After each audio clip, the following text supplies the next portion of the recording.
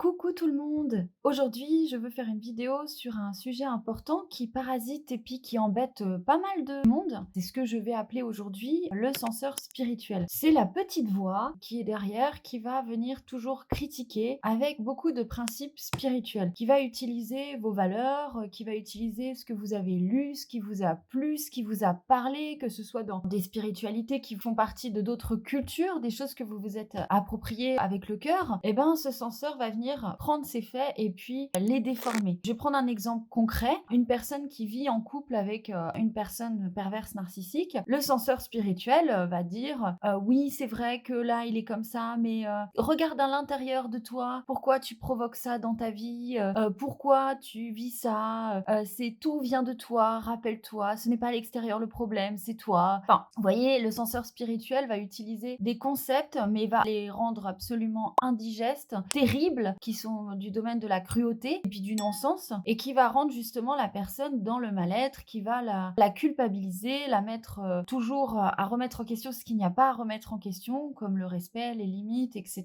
Et du coup, cette personne va se perdre dans un brouhaha de concepts spirituels qu'elle a adhéré, entendu, compris. Et le censeur, lui, qui a des énergies, on va dire, qui n'est pas là pour permettre l'épanouissement, mais qui est là plutôt pour venir saboter, va utiliser tout ça et le mettre contre la personne. Donc le censeur spirituel, vous l'aurez compris, il n'est pas bienveillant, il n'est pas juste, mais comme toute chose, on va dire machiavélique, il va utiliser des faits qui vous touchent, qui vous parlent, hein, sinon ça n'aura pas de prix, c'est pas marrant.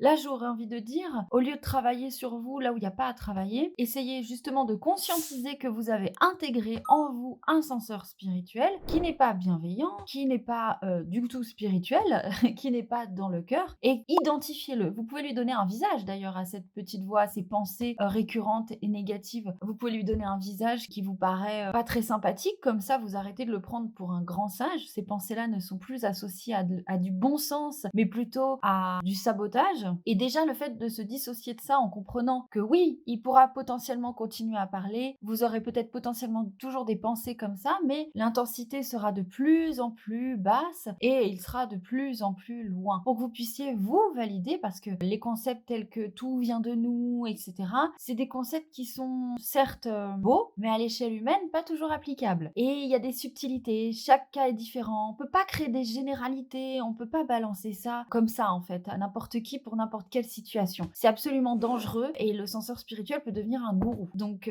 il faut faire attention à effectivement ne pas valider soi-même ce genre de discours pour soi, être dans la bienveillance, etc., pour justement pouvoir à l'extérieur identifier que il y a certains discours qui vont plus vous plaire, il y a certaines choses qui vont plus vous parler, et vous allez vous retrouver dans votre propre ancrage spirituel. Donc ça veut pas dire que ça c'est faux et ça c'est bien, ça veut dire que non, vous trouverez votre identité spirituelle, ce qui vous parle, ce qui vous fait du bien, ce qui vous fait grandir. Et c'est pas forcément ce qui va faire grandir le voisin, c'est pas forcément les mêmes choses qui vont vous parler. Et c'est important de se réapproprier ça dans l'ordre de l'intime, de l'ordre du cœur. Qu'est-ce qui, à moi, me fait du bien? Qu'est-ce qui me parle? Qu'est-ce qui me fait grandir là aujourd'hui? Voilà. Des gros bisous à tous, j'espère que ça vous aura aidé. Mouah.